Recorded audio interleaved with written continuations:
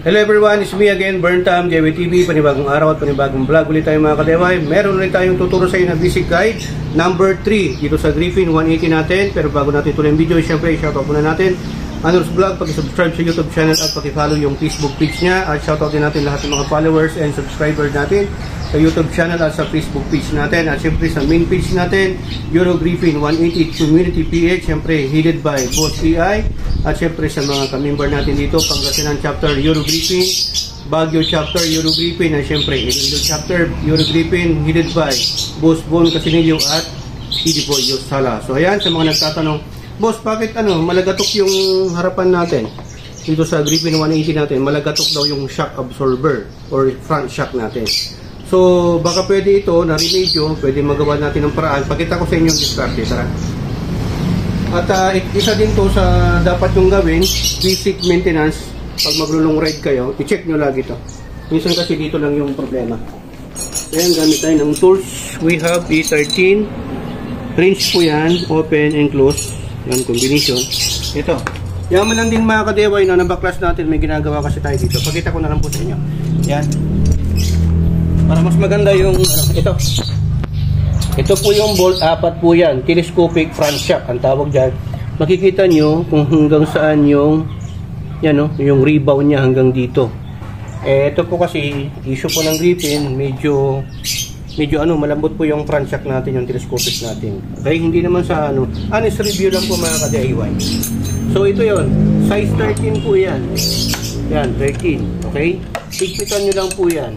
May markings po yan kung makikita nyo, depende po sa kulay, kung anong kulay sa inyo. Sa akin puti.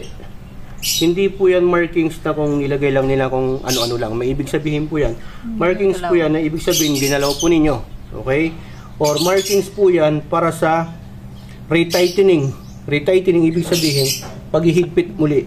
Meron po kasing sinusunod na kilometers para higpitan natin yung mga bolts, nuts, and screw kasi lumuluwag po yan due to vibration on the long run. Okay?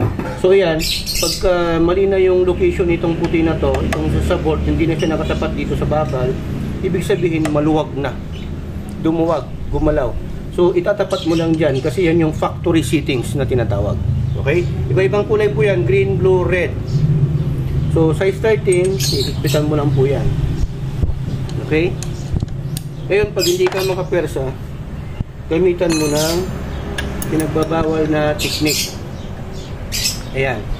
Sa akin kasi, nahigpitan ko na to. Itinuturo ko lang po sa inyo. Wait. Pababa. Pagka, po mga ka-DIY, pababa po yan. Okay? Pagpababa. Ganyan po. Pababa. Yan yung pahigpit niya, pababa. Check nyo po lagi yan, yung 4 na yan. Meron din siya dito. Hindi po siya mga ka-DIY. So, itong sa akin kasi, hindi naman po siya malagatok. Pero nung una, napansin ko, nung lumagatok siya, nung may angkas ako, siyempre sa mga rough road, lumagatok siya. Yung isa dito, ito, medyo lumuwag.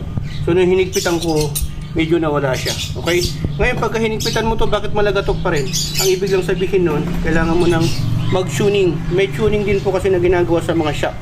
Rear shock at front shock. Okay? Ang ginagawa dyan, overhaul natin, tanggalin natin yung langis, palitan mo ng, depende kung malapot or malabnaw. Tapos yung spring, pwede mong palitan yan. Yung mas magandang klase. Okay? So, ganun lang po mga ka-DIY. Ito, wala pa namang tagas. Lagi nyo i-check yung tagas. Wala naman. Ito maganda rito, meron siyang cover.